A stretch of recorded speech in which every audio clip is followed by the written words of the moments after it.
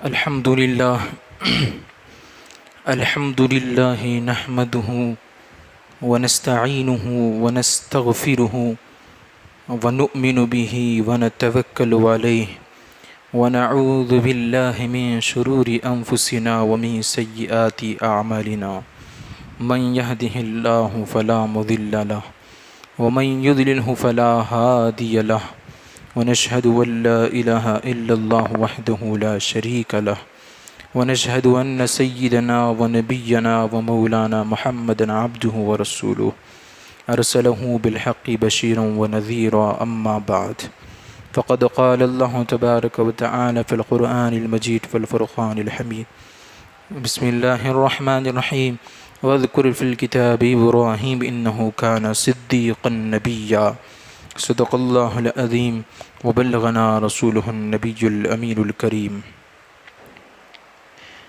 وقال الله تبارك وتعالى في شان حبيب إن الله وملائكته يصلون على النبي يا أيها الذين آمنوا صلوا عليه وسلموا تسليما. اللهم صل على سيدنا محمد عدد ما في علم الله صلاة دائمة بدوام ملك الله. اللهم صل على سيدنا محمد وعلى آل سيدنا محمد صلاة دائمة مقبولة تؤدي بها عنا حقه العظيم.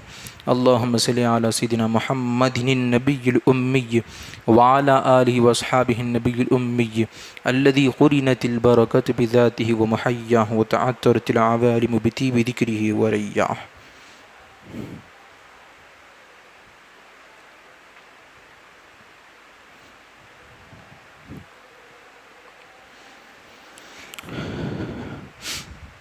دوستو، بزرگوں،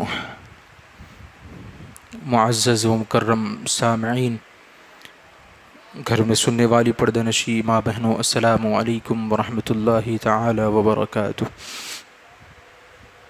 اللہ تبارک و تعالیٰ کا ہم پر بے انتہا فضل و کرم ہے، احسان ہے کہ رب العالمین نے ہم کو ایمان جیسی عظیم دولت سے مالا مال فرمایا، اور ہم پر بڑا احسان فرما کہ حضور اکرم علیہ السلام کی امت میں ہم کو پیدا فرما، اس پیدائش پر فخر عظیم عطا فرمایا. مزید احسان یہ فرما کہ قرآن پاک جیسی عظیم کتاب ہم کو عطا فرمائے تاکہ اس کی منشا کے مطابق زندگی گزاری جائے. صحت جیسی نعمت سے مالا مال رکھا الحمدللہ، اور یہاں پر ہمیں جمع ہونے کی توفیق بھی عطا فرمائے الحمدللہ. دوستو، بزرگوں، عزیز ساتھیوں، ذی الحجہ کا مہینہ چل رہا ہے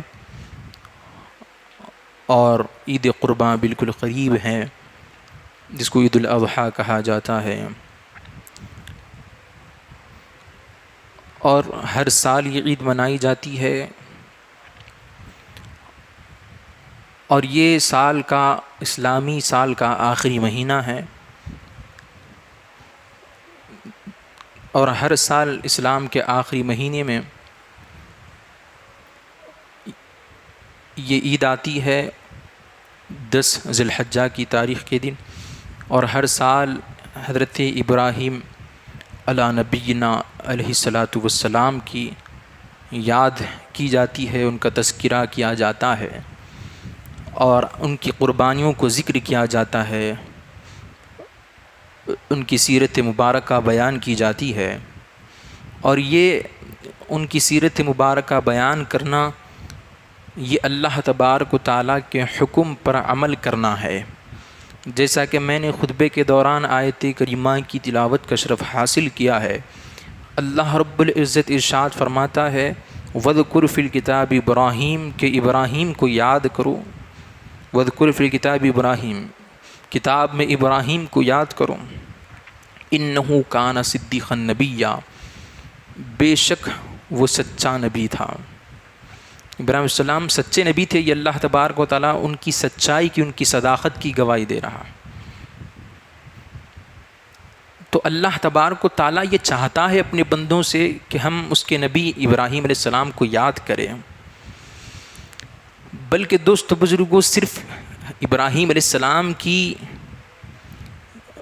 تذکرہ، ان کی یاد ہی کرنے کا حکم نہیں ہے، بلکہ ان کی نقل کرنے کا بھی حکم ہے. بلکہ ان کی نقل کرنے کا بھی حکم ہے۔ اب ہر کوئی حج پہ تو نہیں جا سکتا، ہر کوئی حج پہ تو نہیں جا سکتا، لیکن جو بھی حج پہ جا رہے ہیں وہ کس کی نقل کر رہے ہیں؟ حج میں جو کچھ بھی کیا جاتا ہے، طواف کیا جاتا ہے، قربانی وغیرہ جو کچھ بھی کی جاتی ہے اس میں حج میں، یہ سب کس کی نقل ہے؟ صفا مروہ کے چکر لگانا کس کی نقل ہے؟ یہ ابراہیم علیہ السلام کی۔ وہاں کنکریاں مارنا یہ کس کی نقل ہے؟ یہ ساری جو نقل کی جاتی ہے یہ سب ابراہیم علیہ السلام، اسماعیل علیہ السلام اور ہاجرہ علیہ السلام کی نقل ہے جو حج میں کی جاتی ہے۔ اور یہاں جو حج کو نہیں جاتے، یہاں حج کو نہیں جا کر اپنے گھروں میں قربانیاں کرتے ہیں، جانور ذبح کرتے ہیں، وہ بھی کس کی نقل ہے؟ وہ بھی ابراہیم علیہ السلام کی نقل ہے۔ تو اللہ تبارک و تعالیٰ ابراہیم علیہ السلام کا تذکرہ، ان کی یاد منانے کا بھی حکم دیا اور ان کی نقل کرنے کا بھی حکم دیا۔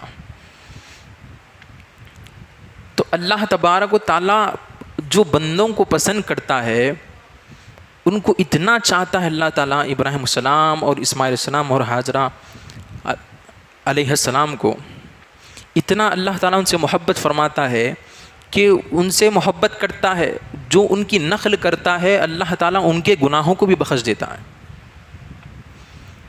وہ ایسے محبوب بندے ہیں اللہ تعالیٰ کے کہ ان کی نقل کرنے والا بھی بخشا جاتا ہے۔ اور کیسے بخشا جاتا بھائی؟ کیا فضیلت نہیں حدیث میں کہ جو حج کرتا ہے ایسے گناہوں سے پاک ہو جاتا ہے۔ ہمارے آقا فرماتے ہیں صلی اللہ علیہ وسلم کہ ایسے گناہوں سے پاک ہو جاتا ہے حج کرنے والا جیسے ماں کے پیٹ سے ابھی پیدا ہوا ہے، ایسے گناہوں سے پاک ہو رہا ہے۔ عمل کیا ہے اس کا؟ نقل ہے ابراہیم علیہ السلام کی، نقل ہے اسماعیل علیہ السلام کی، نقل ہے ہاجرہ علیہ السلام کی۔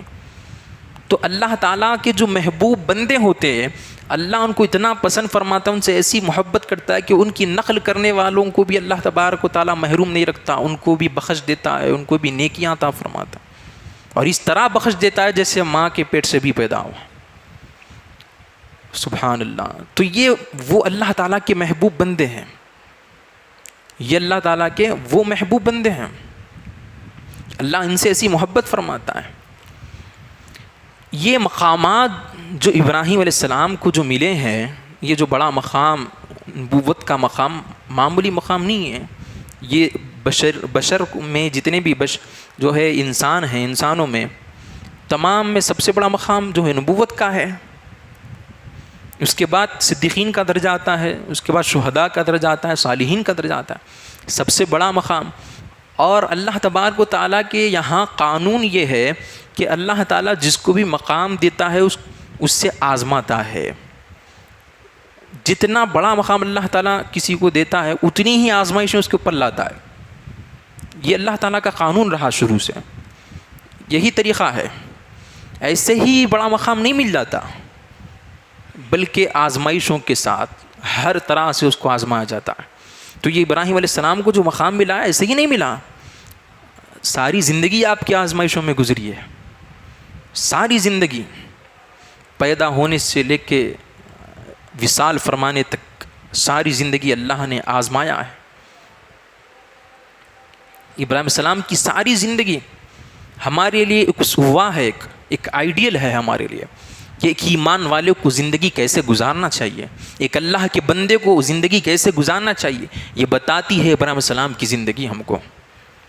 بندگی کیسی ہونی چاہیے یہ بتاتی ہے ابراہیم السلام کی زندگی ہم کو، عبادت کیسی ہونی چاہیے یہ بتاتی ہے ابراہیم السلام کی زندگی ہم کو، قربانی کیسی ہونی چاہیے یہ بتاتی ہے ابراہیم السلام کی زندگی ہم کو۔ یہ انبیاء کرام کی زندگی بس اسٹوری کے طور پہ بیان کرنے کا نہیں ہے۔ ہم عام طور پہ دیکھا جاتا ہے کہ یہ جب بقرعید کا موقع آتا ہے، عید الاضحیٰ کا موقع آتا ہے، سیرت ابراہیم السلام بیان کی جاتی ہے، بس سبحان اللہ ہم زبان سے کہہ دیتے، پھر ہم جہاں کے وہیں ہوتے ہیں۔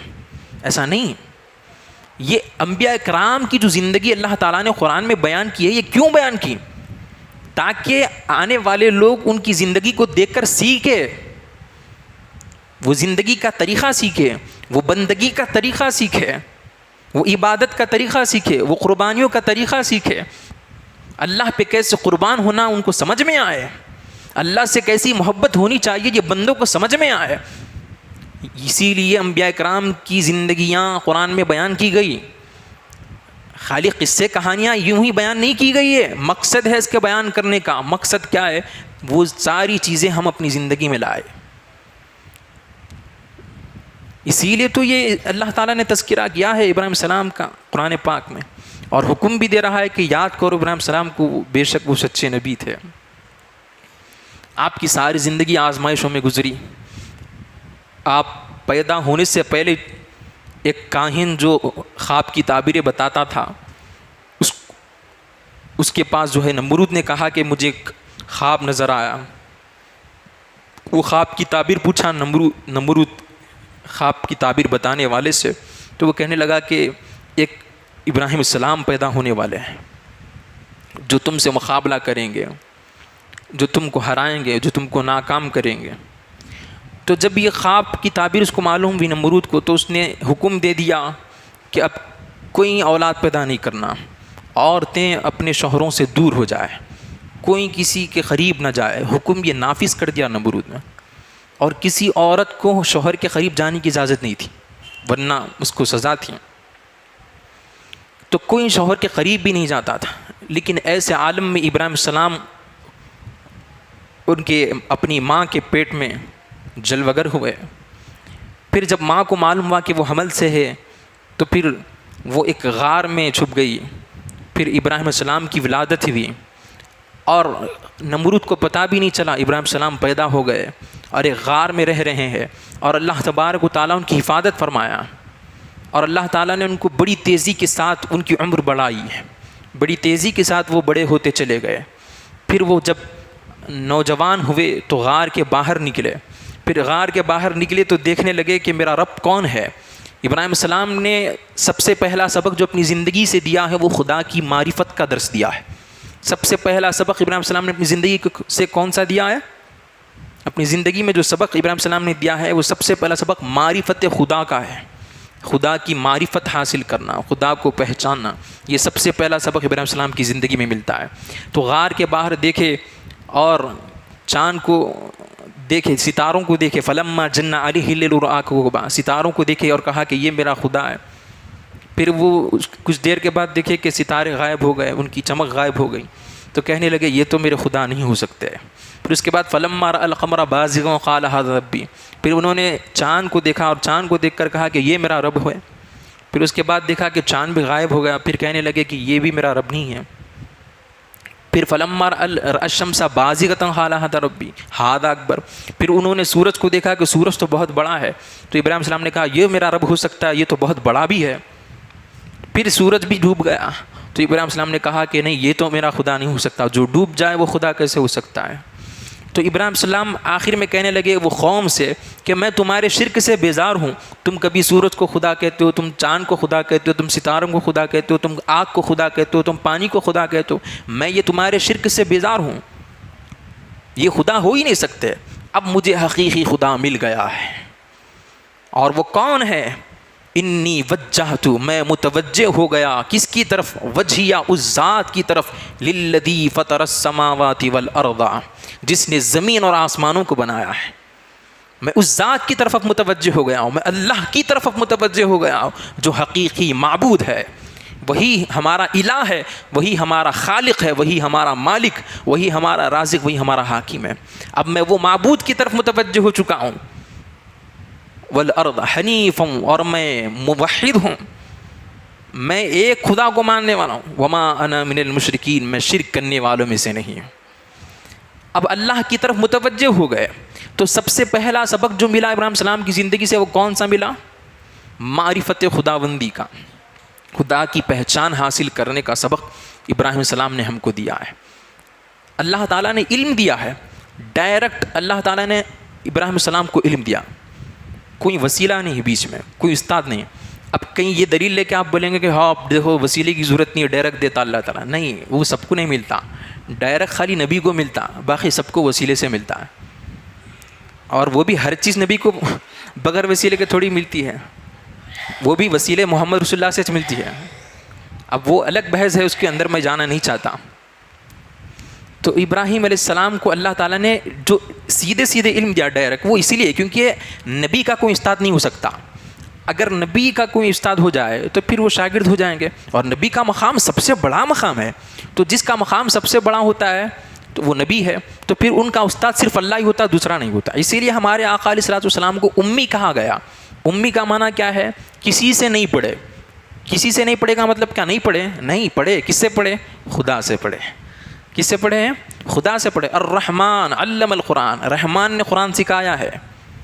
ہمارے آقا کو کس نے سکھایا قرآن؟ اللہ تعالیٰ نے سکھایا ہے. تو وہ نبی کا استاد کوئی نہیں ہو سکتا. اسی لیے اللہ تعالیٰ نے براہ راست ابراہیم علیہ السلام کو علم دیا اور خدا کی معرفت ان کو حاصل ہوئی. دوستو بزرگوں، ابراہیم علیہ السلام کی زندگی ایسی تھی کہ جب انہوں نے دیکھا کہ چاروں طرف شرک ہو رہا ہے، خدا کو، حقیقی معبود کو چھوڑ کر کوئی آگ کی پرستش کر رہا ہے، کوئی بتوں کی پرستش کر رہا ہے، تو ابراہیم علیہ نبینا علیہ الصلوۃ والسلام نے ان کو سمجھایا، ان کو دین کی دعوت دی، ان کو حق بتایا کہ دیکھو تم جس کی پرستش کر رہے ہو یہ کیسے معبود ہو سکتے جب کہ تم نے خود ان کو ہاتھوں سے بنایا. وہ کیسے خدا ہو سکتا ہے جس کو ہم ہاتھوں سے بنائیں؟ ارے خدا تو وہ ہوتا ہے جو ہمیں بنائے. ہم جس کو بنائیں وہ کیسے خدا ہو سکتا ہے؟ نہیں، عقل والی بات ہے، سمجھنا چاہیے. یہ ابراہیم علیہ السلام نے ان کو دعوت دی، سمجھایا کہ دیکھو تم جس کو تم خدا مان رہے ہو تم نے خود اپنے ہاتھوں سے بنایا، وہ کیسے خدا ہو سکتے ہیں؟ لیکن وہ ضد پہ اڑے رہے. ہمارے معبودوں کو کیسے غلط بولتے ہیں.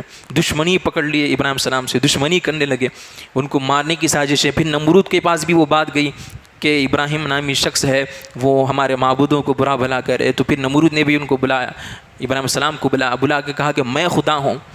تو نمرود سے ابراہیم علیہ السلام نے پوچھا اگر تو خدا ہے تو پھر مردے کو زندہ کر کے بتا. ہمارا رب تو وہ ہے جو مردے کو زندگی دیتا ہے، جو موت دیتا ہے. تو نمرود کیا کیا؟ ایک قیدی تھا جس کو عمر قید کی سزا تھی، موت کی سزا تھی، قتل کی سزا تھی، اس کو رہا کر دیا. اب کر کے بولا دیکھو میں اس کو زندگی دے دیا. اب ایک کو آزاد کرنے کا تھا، اس کو مار دیا، مار کر دیکھو میں موت دے دیا. تو ابراہیم علیہ السلام ہنسنے لگے، ارے اس کو موت اور حیات کا فلسفہ نہیں معلوم، بیوقوف ہے، اب کیا کرنا. تو دوسری دلیل یہ دیے کہ میرا خدا وہ ہے جو مشرق سے سورج کو نکالتا ہے اور مغرب میں ڈباتا ہے. اگر تو خدا ہے تو پھر مغرب سے سورج کو نکال کے بتا. اب یہاں پہ پھنس گیا، اب کچھ بھی نہیں ہے اس کے پاس دلیل دینے کے لیے. اب وہ بولا کہ نہیں، اب ابراہیم کو ماننا پڑے گا. ہوئی تو سازش کی، بڑی آگ لگانے کے لیے لوگوں کو حکم دیا. لوگ بڑی لکڑیاں آگ لگائے، بڑی خطرناک آگ، دہکتی آگ. ساری قوم اور اکیلے تنہا ابراہیم علیہ السلام ہے. لیکن خوف کچھ بھی نہیں ہے، چہرے پہ خوف نظر ہی نہیں آ رہا ہے، نہ دل میں کوئی خوف ہے. کیوں؟ لو کس سے لگی ہے؟ کنیکشن کس سے ہے؟ ان کا تعلق کس سے ہے؟ ان کا تعلق اس ذات سے ہے کہ جب تک وہ نہیں چاہتی تو کچھ ہو نہیں سکتا. اس ذات سے ابراہیم السلام کا کنیکشن جڑا ہوا تھا، تعلق اس ذات سے تھا. وہ کون سی ذات ہے؟ وہ جو چاہتی ہے وہی ہوتا ہے. ان اللہ علی کل شیء قدیر والی ذات سے وہ تعلق رکھتے تھے. اب انہیں کیسے خوف ہو سکتا ہے؟ وہ کیسے ڈر سکتے؟ تو ابراہیم علیہ السلام کا جو تعلق تھا وہ اللہ سے بڑا مضبوط تھا. اسی لیے ساری قوم ایک طرف ہے اور تنہا ابراہیم السلام اپوزیشن میں ہے، مخالفت میں ہے، لیکن خوف کچھ بھی نہیں ہے. کیوں؟ پروردگار کے ساتھ ہونے کا یقین ابراہیم السلام کو حاصل تھا. وہ ایمان ابراہیم السلام کے پاس تھا، وہ یقین ابراہیم علیہ السلام کے پاس تھا کہ خدا میرے ساتھ ہے. جب خدا میرے ساتھ ہے تو پھر ساری دنیا مل کے بھی کیا بگاڑ سکتی ہے؟ کیونکہ یہی تو بات ہے نا کہ ساری دنیا اگر کچھ مل کے ہم کو اگر مارنا چاہے، اگر ساری قوم مل کر بھی ہم کو مارنا چاہے، اگر اللہ بچانا چاہے تو کوئی مار نہیں سکتا، اور اگر اللہ ہم کو مارنا چاہے تو ساری دنیا مل کے بھی نہیں بچا سکتی. یہی تو ایمان ہے ہمارا. لیکن ہمارا ایمان اس معاملے میں بڑا کمزور ہے. لیکن وہ ابراہیم السلام کا ایمان تھا، وہ ہمارے جیسا ایمان نہیں تھا، پھسا ایمان. ذرا کچھ ٹچ ہو گیا، چھوٹا موٹا کنکر بھی تو ہمارا ایمان پورا بلاسٹ ہو جاتا. ہمارا ایمان نازک ایمان ہے بالکل. وہ ابراہیم السلام کا نبی کا ایمان ہے، وہ بڑا مضبوط ایمان. وہ کسی سے ڈرنے والے نہیں تھے، وہ تنہا مقابلہ کرتے رہے. ایک آگ تیار کی، بڑی خطرناک آگ، فلک بوس آگ تیار کی گئی. ایسی آگ، ایسا نظر آ رہا تھا کہ وہ آگ آسمان تک پہنچ رہی ہے، اتنی خطرناک آگ لگائی گئی. ہر کوئی اس میں لکڑیاں ڈال کر آگ کو جلا رہا تھا، بڑھا رہا تھا، اور ہر کوئی اس میں لکڑیاں ڈالنے کو سعادت سمجھ رہا تھا اور خوش نصیبی سمجھ رہا تھا. اور لوگ وہاں پہ بڑے جوق در جوق لکڑیاں ڈالتے گئے آگ لگانے کے لیے. اور پھر ہوا یہ کہ آگ لگائی. واقعہ بڑا طویل ہے کیونکہ وقت نہیں ہے اس لیے میں مختصر کر رہا ہوں. پھر آگ لگا دی گئی اور ابراہیم علیہ السلام کو اس میں ڈالنے کی تیاری ہو گئی اور ابراہیم علیہ السلام کو اس کے اندر ڈال دیا گیا. اور جب ابراہیم علیہ السلام کو اس کے اندر ڈالا تو سارے لوگ خوش ہو گئے. چلو اب تو بہت اچھا ہے, اب تو یہ ہمارا دشمن چلے گیا, ہمارے معبودوں کو برا بھلا بولنے والا تو اب مر جائے گا. لوگ خوشیاں منانے لگے اور پلٹ کر جانے لگے. کیا دیکھتے ہیں کہ ابراہیم علیہ السلام آگ سے باہر نکل رہے. دیکھ کے حیران ہو گئے سارے لوگ. اور ابراہیم علیہ السلام جب آگ سے باہر نکلے لوگ دیکھ کے حیران ہو گئے. ایسے باہر نکلے کہ آپ کے کپڑے بھی سلامت ہیں, آپ کے کپڑوں کو بھی دھکا نہیں لگا. ایسی خطرناک آگ سے سلامت نکل رہے. کیوں؟ ابراہیم علیہ السلام کو جب جلایا جا رہا تھا, آگ میں ڈالا گیا, جب ڈالا جا رہا تھا تو ابراہیم علیہ السلام یہ کہہ رہے تھے کہ اے اللہ اگر تو جلانا چاہتا ہے ابراہیم کو تو یہ ابراہیم تیرے لیے جلنے کے واسطے بھی تیار ہے. اور اللہ تعالیٰ یہ دیکھ رہا تھا ابراہیم السلام کی دل کی کیفیت, ان کے دل کا حال دیکھ رہا تھا کہ میرا ابراہیم کیا آگ سے ڈر جائے گا, میرا ابراہیم کیا ناراض ہو جائے گا, میرا ابراہیم کا شکوہ شکایت کرے گا کہ میں اس کو جلا رہا ہوں, کیا مجھ سے راضی رہے گا ابراہیم. اس بات کی آزمائش ہو رہی تھی. اللہ تعالیٰ آزماتا ہے ایمان والوں کو. وَلَنَبْلُوَنَّكُمْ بِشَيْءٍ مِّنَ الْخَوْفِ, اللہ ضرور آزماتا ہے. بِشَيْءٍ مِّنَ الْخَوْفِ, خوف کے ذریعے سے آزماتا ہے. من الجوع, بھوک کے ذریعے سے آزماتا ہے. وَنَقْصٍ مِّنَ الْأَمْوَالِ, مال میں نقصان کے ذریعے سے. ہر طرح سے اللہ تعالیٰ اپنے بندوں کو, چاہنے والوں کو آزماتا ہے. تو اس میں سب سے پہلی جو آزمائش تھی وہ خوف کی آزمائش تھی کہ کہیں میرا بندہ ڈر تو نہیں جائے گا. ارے کیسے ڈریں گے, وہ پروردگار کے ساتھ رکھنے والے تھے, پروردگار سے تعلق رکھنے والے تھے, وہ کیسے ڈریں گے. اور وہ تو کہنے لگے کہ اللہ اگر تو جلانا چاہتا تو ابراہیم جلنے کے واسطے تیار ہے.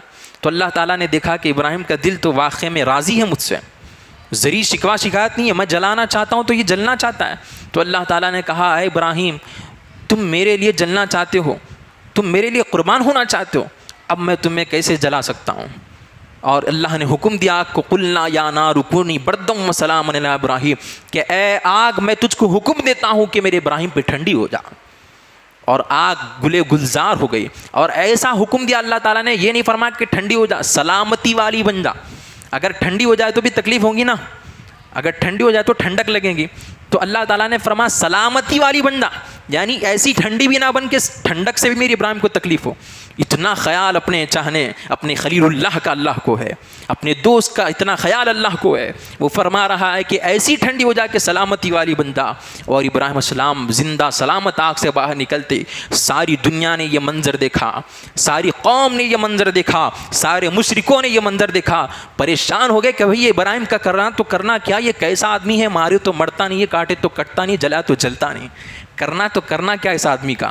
تو سب قوم نے پھر فیصلہ کیا کہ نہیں اب یہ ابراہیم کو اس شہر بدر کر دو, یہاں سے باہر بھیج دو, دوسری جگہ بھیج دو. تو پھر سب قوم نے جو ہے زبردستی کی, پھر آپ کو شہر بدر کر دیا, آپ کو شہر چھوڑ کے جانا پڑا. واقعہ بڑا طویل ہے, میں مختصر کر کے سنا رہا ہوں, ورنہ اور کئی ساری چیزیں اس میں ملتی ہیں ہم کو. پھر ابراہیم السلام وہ شہر چھوڑ کے شہر بدر ہو گئے, پھر دوسری جگہ گئے. تو ابراہیم السلام نے پھر شادی بھی, نکاح بھی کیا, پھر شادی بھی کی. اور نکاح کرنے کے بعد سارہ علیہ السلام سے نکاح کیا. سارہ علیہ السلام سے جب نکاح کیا تو آپ کی 90 سال کی زندگی گزر گئی, لیکن ایک بھی لڑکا آپ کو پیدا نہیں ہوا, نہ ایک لڑکی پیدا ہوئی. 90 سال کی زندگی گزر گئی. پھر دوسرا نکاح کیا حاجرہ علیہ السلام سے. اب دوسرا جب نکاح حاجرہ علیہ السلام سے کیا, کیا دیکھتے ہیں کہ اولاد پیدا ہو گئی. اور وہ کون؟ اسماعیل علی نبینا علیہ الصلوۃ والسلام. اب اسماعیل علیہ السلام پیدا ہوئے, 90 سال کے بعد ایک بیٹا پیدا ہوا. اور اللہ تعالیٰ حکم دیتا ہے اے ابراہیم اپنے بیٹے اور اپنی اہلیہ کو, اپنی بیگم کو لے جاؤ, اور مکے میں جہاں پہ کوئی نہیں ہے, غیر ذی زرع وہ میدان ہے, نہ وہاں پہ چرند ہے, نہ وہاں پہ پرند ہے, نہ انسان ہے, کوئی نہیں ہے, ایسی جگہ پہ لے جا کے ان کو چھوڑ دو. حکم ہوا. 90 سال کے بعد بیٹا پیدا ہوا, کیسی محبت نہیں رہتی. ہم اپنے بیٹے کو سامنے رکھ کے دیکھو, اگر ہم کو یہ حکم ملا کہ جاؤ بیٹے کو اور بیوی کو چھوڑ دو, بولے تو چھوڑتے ایسی جگہ پہ. کیسا کوئی رہتے وہاں پہ, کوئی نہیں رہتا, انسان نہیں, چرند نہیں, پرند نہیں, پانی تک نہیں پینے کے واسطے, ایسی جگہ پہ چھوڑنے کا حکم ہو رہا. خالی میدان ہے, پہاڑیں ہیں, کھلا میدان ہے, کوئی نہیں رہتا وہاں پہ. ایسی جگہ پہ اللہ تعالیٰ حکم دے رہے کہ اپنی بیگم کو اور اپنے بیٹے کو چھوڑ دو. دل ہونا پڑتا صاحب, ایمان ہونا پڑتا ویسا چھوڑنے کے واسطے. ہم ہوتے تو کر سکتے تھے یہ کام, ہم ہوتے تو کرتے تھے, نہیں کرتے. ہم کیا چھوڑ رہے ہیں, اللہ کے حکم پہ کچھ چھوڑے. حرام چھوڑو بولے تو نہیں چھٹ رہا ہمارے سے, ناجائز کام چھوڑو بولے تو ہم سے نہیں چھٹ رہا. بیوی بچے کو لے جا کے ایسی جگہ پہ چھوڑتے, ہم اللہ کا حکم اتنا مانتے. ہم تو دور دور تک نہیں ہیں یہ چیزوں میں. تو ابراہیم علیہ السلام اپنی بیوی اور اپنے بچے کو لے کر ایسی جگہ پر جہاں پہ کوئی نہیں رہتا, غیر ذی زرع وہ میدان, ایسی جگہ پہ لے جا کے چھوڑتے ہیں اور چھوڑ کے واپس جا رہے ہیں. آپ کی اہلیہ ہاجرہ علیہ السلام پوچھتی ہے کہ اے ابراہیم بس اتنا بتا دو کہ تم اپنی مرضی سے چھوڑ رہے ہیں یا رب کی مرضی سے چھوڑ رہے ہیں. کیا بیگم تھی وہ بھی, کیا اہلیہ تھی, کیا خاتون تھی وہ, کہ یہ سوال نہیں کری کہ تم کہاں چھوڑ کے جا رہے, مجھ سے لڑنا جھگڑنا شروع نہیں کر دیا. سوال یہ کیا کہ آپ اپنی مرضی سے چھوڑ رہے یا رب کی مرضی سے, بس اتنا فرما دو, بس اتنا کہہ دو. تو ابراہیم علیہ السلام نے کہا کہ اے ہاجرہ میں تجھ کو اور یہ بچے کو میں اپنی مرضی سے نہیں چھوڑ رہا ہوں, پروردگار کا حکم آیا ہے, پروردگار کے رب کے حکم سے میں تجھ کو یہاں چھوڑ رہا ہوں. حاجرہ السلام کے جواب کو سنیے, کیا ایمان تھا وہ خاتون کا. آج ایسا ایمان چراغ لے کے ڈھونڈے تو نہیں ملتا, آج ایسا ایمان کوئی عورت کے اندر نہیں ملے گا آپ کو.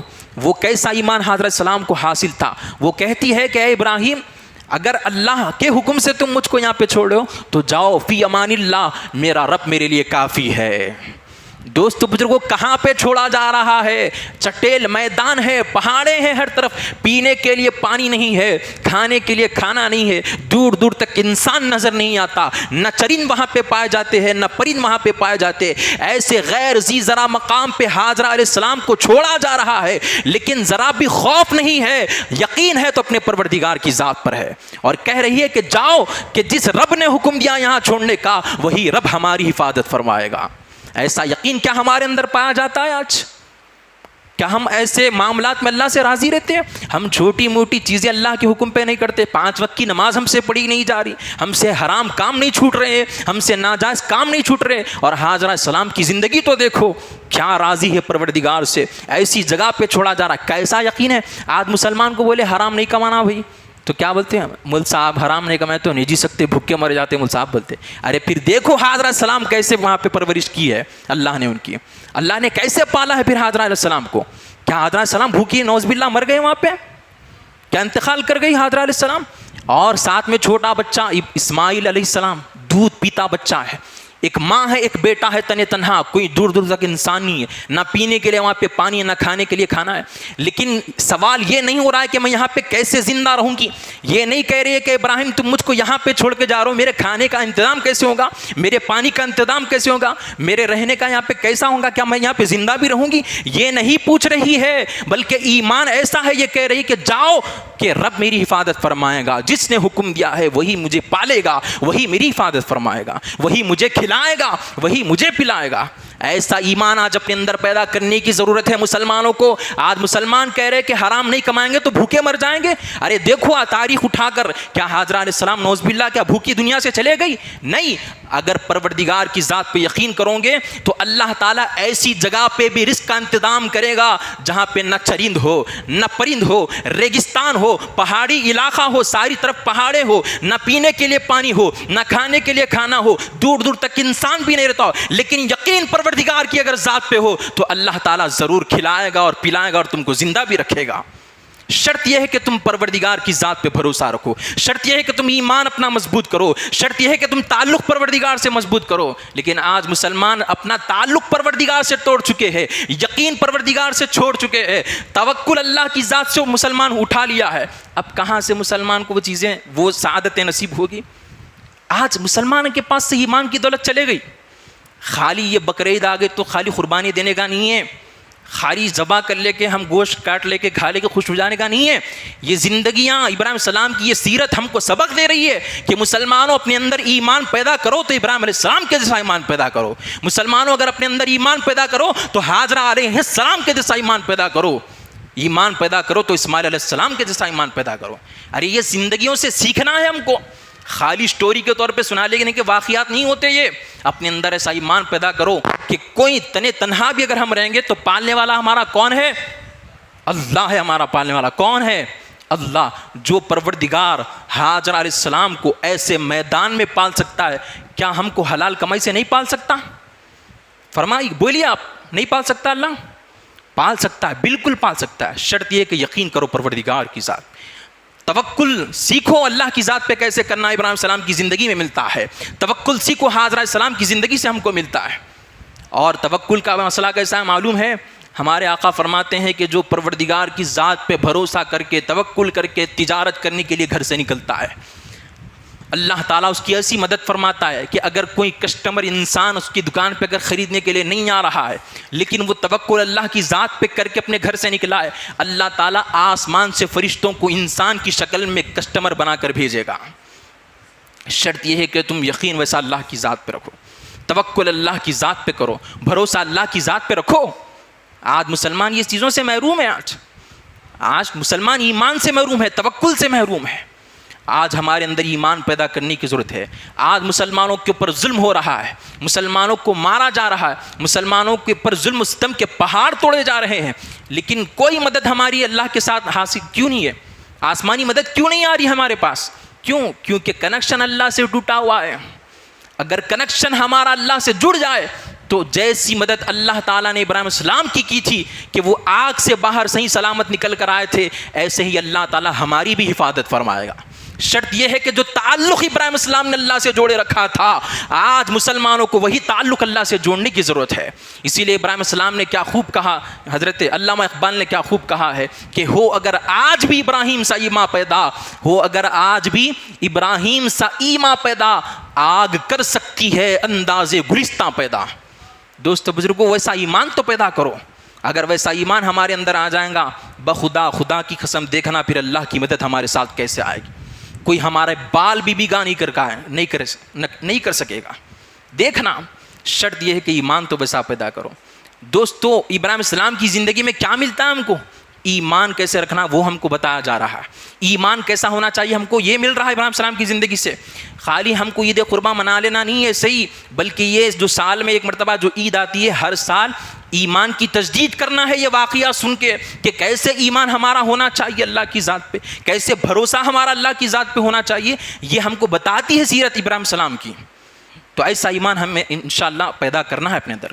ایسا ایمان, ایسا یقین اللہ کے اوپر رکھو. آپ دیکھو دوستو بزرگوں, ہاجرہ علیہ السلام اور اسماعیل علیہ السلام تنے تنہا ہے وہاں پہ, چھوڑ کے گئے ابراہیم السلام. نہ وہاں پہ پینے کے لیے پانی ہے, نہ کھانے کے لیے کھانا ہے, کچھ بھی نہیں ہے, لیکن کوئی ٹینشن نہیں ہے. کیوں؟ معلوم ہے پالنے والا اللہ ہے بول کے. اب ہوا یہ کہ اسماعیل علیہ السلام چھوٹے تھے, دودھ پلا رہی تھی ہاجرہ علیہ السلام, اور پینے کے لیے پانی بھی نہیں تھا. تو ہاجرہ علیہ السلام جب دودھ پلاتی گئی, آخری میں نوبت یہ آ گئی کہ دودھ بھی ختم ہو گیا.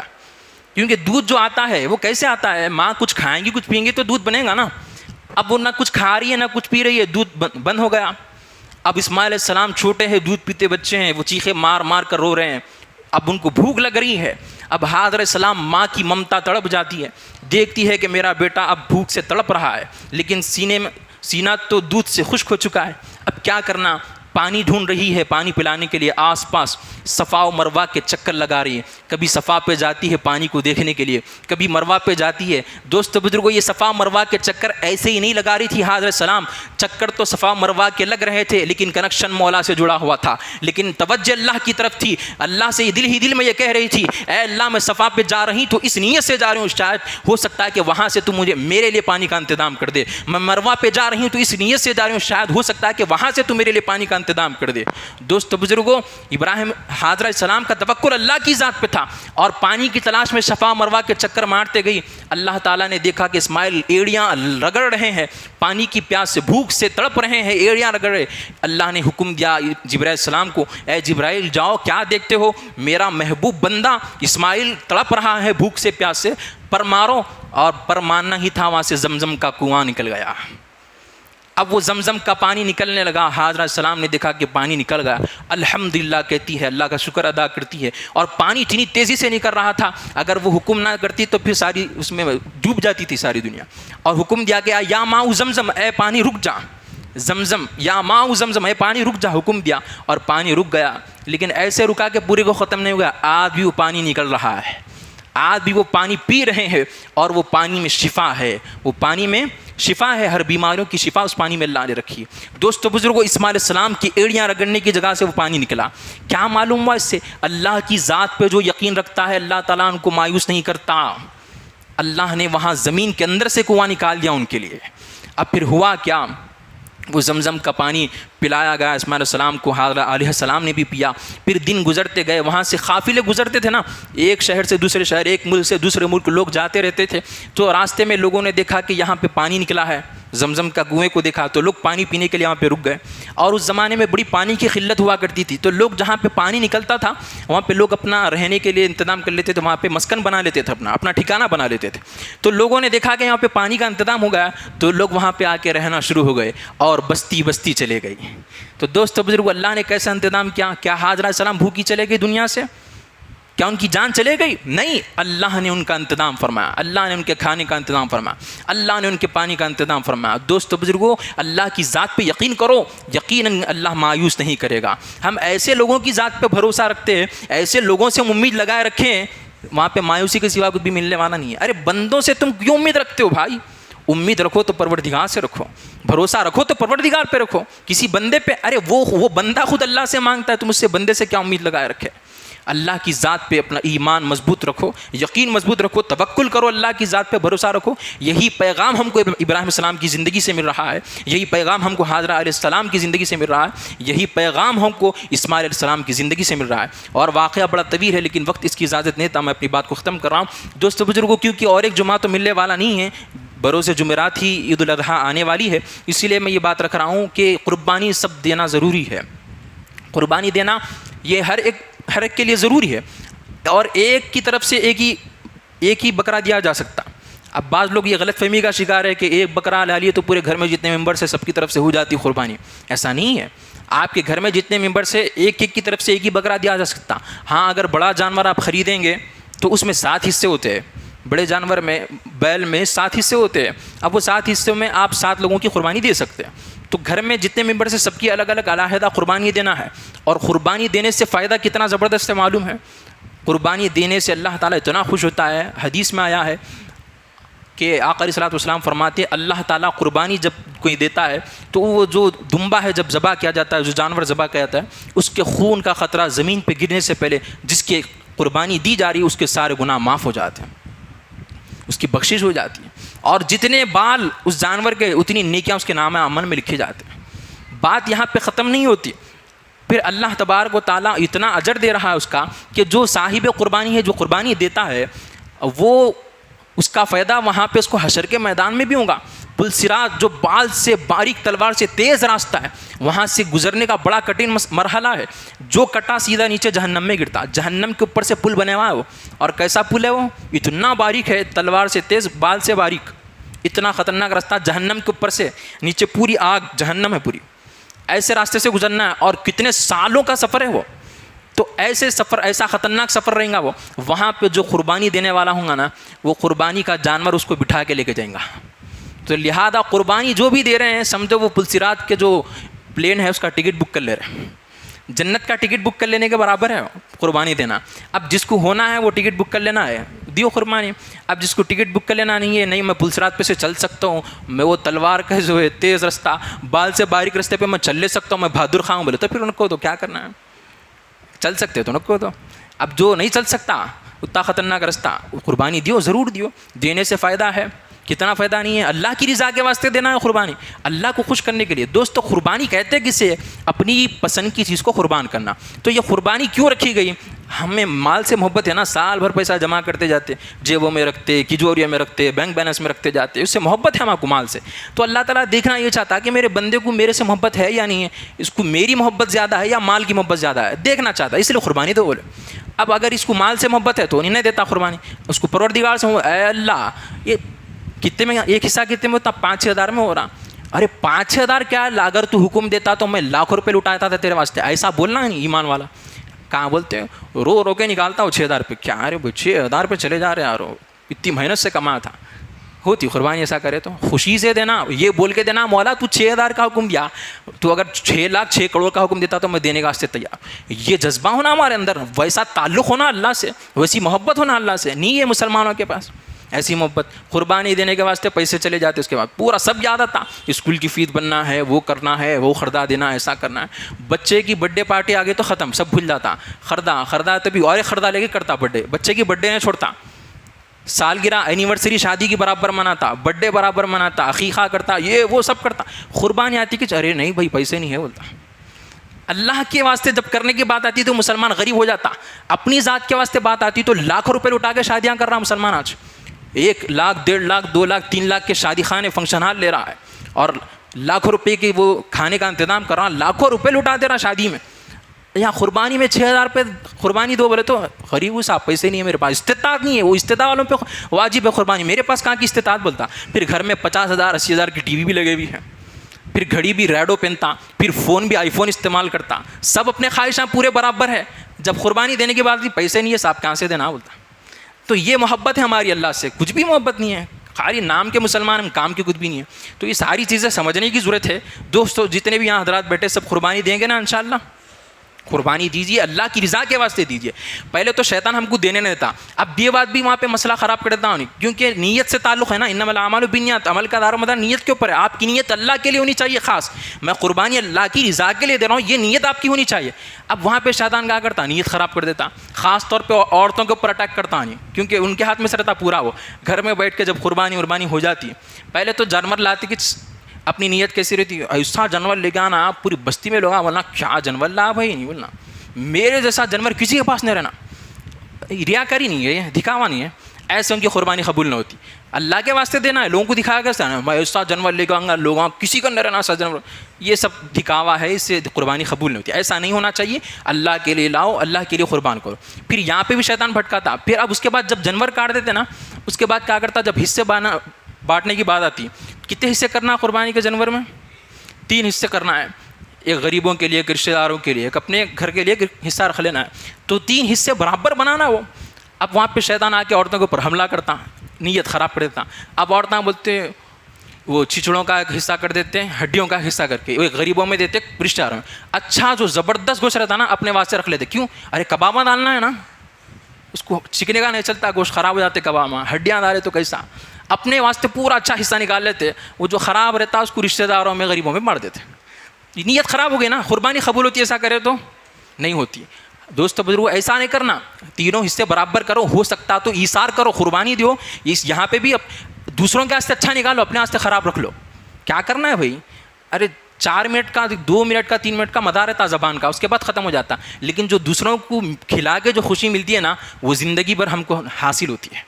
جب بھی یاد آئے گا آپ کو دل کو سکون ملے گا کہ ارے میں نے اس کو کھلایا ہے, اور میں کہاں کھلا سکتا ہوں, اللہ نے میرے ذریعے سے کام لے لیا, میں کہاں کھلا سکتا. تو وہ ایمان میں اضافہ ہوتا ہے, نیکیاں ملتی ہیں, اس کا فائدہ ہے. یہ کیا یار, وہ کھاتی کہ کیا بن کے نکلتا, نہیں پیخانہ بن کے نکلتا, آپ کو ستاتا, بدبو دے کے جاتا آپ کو. استے کے واسطے اپن کئی کو نیت خراب کر لینا صحیح ہے غلط ہے. تو نیت مت خراب کیجیے, اچھی نیت رکھ کے اللہ کے لیے خالصاً اللہ کی رضا کے لیے قربانی دیجیے, اور برابر اچھے سے اچھا گوشت رشتہ داروں میں غریبوں میں بانٹیے, وہاں پہ نیت خراب ہونے مت دیجیے, قربانی ضرور دیجیے. اور قربانی کا جو چمڑا ہے, چرم ہے, وہ مدرسہ سراج الحسن کو دیجیے. ہمارا اپنا مدرسہ ہے بسم اللہ ہوٹل کے پاس, مدرسہ سراج الحسن. وہ مدرسے کو یہ آپ اپنی قربانی کا جو جانور کا چمڑا آتا ہے, چرم ہوتا ہے, وہ اس کو دیجیے. اور قربانی کا چمڑا جو پہلے بکتا تھا 1500 میں, بڑے جانور کا چمڑا بکتا تھا, تو مدرسے کو کافی اس سے مدد ہوتی تھی. مدرسہ اچھا خاصا اس میں انتظام ہو جاتا تھا, کرائے کا وغیرہ کا انتظام, سال بھر کا اچھا 6 مہینے تک کا خرچہ نکل جاتا تھا, کیونکہ چمڑے کا ریٹ ویسا چلتا تھا پہلے. اب یہ دشمنوں نے دیکھا کہ ان کے مدرسے بڑے اہم ہوتے ہیں, تو انہوں نے اس کا ریٹ گرا دیا. تو اب وہ چمڑا 1500 کی بجائے 200 میں بک رہا, 150 میں, 130 میں گیا 100 سال بڑے کا چمڑا. اب اس سے مدرسے میں کیا ہو رہا, وہ بچے جو کرتے ہیں محنت, ان لوگوں کو بھی کچھ دینا ہی پڑتا حصہ. بغیر اگر ایسا ہی نہیں لے سکتے نا محنت, کوئی کرتا بھی ہے ویسے, تو اس کو کچھ دینا ہی پڑتا اس میں سے. پھر گاڑی کا کرایہ نکلنا, وہ نکلنا, اس میں سارے پیسے اس میں چلے جاتے. مدرسے کو بالکل کم پیسے بچ رہے. اسی لیے چمڑے کے ساتھ ساتھ آپ جو کچھ بھی ہو سکتا 200 300 500 روپے آپ اپنی طرف سے پیسے بھی دیجیے مدرسے کو. آپ اللہ کی راہ میں خرچ کریے, ضرور آپ کی قربانی بھی قبول ہوگی. اور یہ چمڑے آپ پھینک نہیں سکتے, آپ مدرسے کو دینا ہے, اور آپ یہ خصاب کو بھی نہیں دے سکتے، یہ مدرسے کو ہی دینا ہے، یہ مسائل میں لکھی ہوئی بات ہے. آپ مدرسے کو تعاون کیجیے انشاءاللہ تعالیٰ. یہ مدرسے کیا کرتے ہیں؟ ہمارے بچوں کی تربیت کرتے ہیں، ہمارے بچوں کو حافظ بناتے ہیں، ہمارے بچوں کو عالم بناتے ہیں. تو ہماری ذمہ داری ہے کہ مدرسوں کا خیال کریں، مدرسوں کے لیے تعاون کریں گے نا انشاءاللہ تعالیٰ. دوستو بزرگوں، ایک آخری بات کہہ کے اپنی بات ختم کر رہا ہوں. اور یہ دیکھا جا رہا ہے کہ ہر سال مسلمانوں کو ستایا جا رہا ہے، یہ جانور لانے میں بڑی دشواریاں ہو رہی ہے.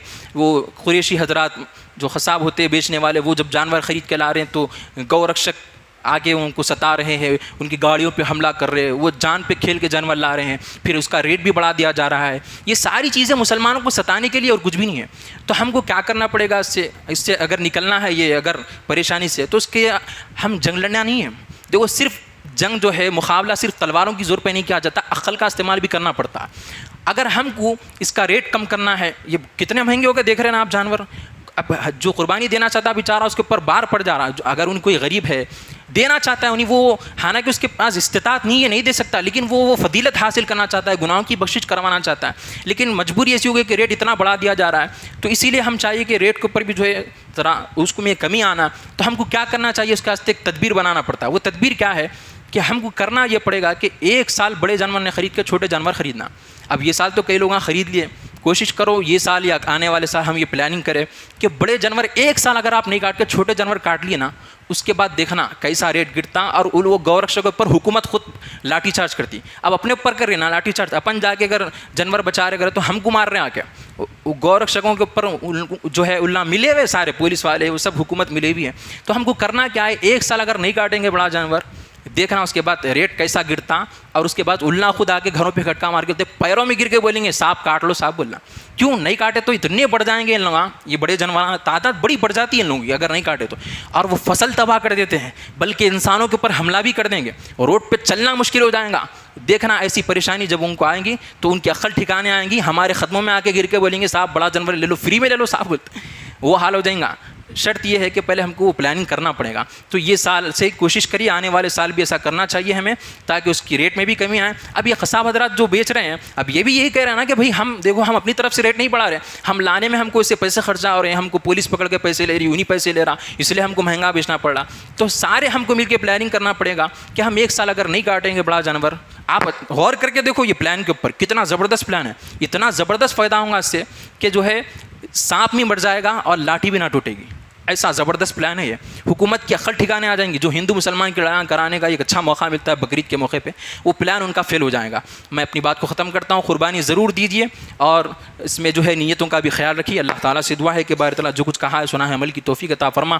کہنے والا بھی محتاج ہے، سننے والے بھی محتاج ہے، دونوں کو عمل کی توفیق عطا فرما. وآخر دعوانا الحمد للہ رب العالمین وما علینا الا البلاغ. سنت ادا کر.